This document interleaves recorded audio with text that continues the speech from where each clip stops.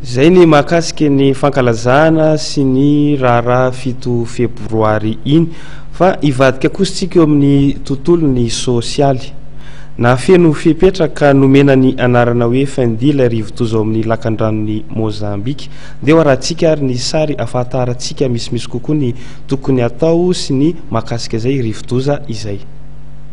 Na feno fipetraka nomena anarana hoe Findila ilay rivotoza ao amin'ny lakandranony Mozambika tamin'ny 3 ora tolakandro teo dia tany amin'ny 310 kilometatra atsimo andrefan'ny Morombeno nisy ny Fobeny mizotra miana atsimo atsinanana andiany ka mahafaka 12 kilometatra isan'ora. Arahana tafiotra mahatratra 10 kilometatra isan'ora izy any amin'ny faritra manakaiky ny Fobeny.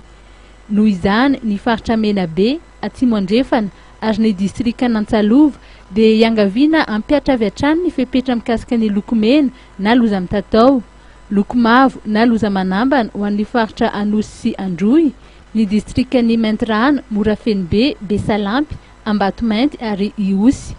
Loko maitso na filazana fanerana ho an'ny faritra Boeny, Itasy, Bonglava, atsimo atsinanana, ny distrika ny Kandreo, Faratsio, Betafo, Ambatofinandrahana, Ikalamavony, Ambalavao, Ivohibe ary Akora.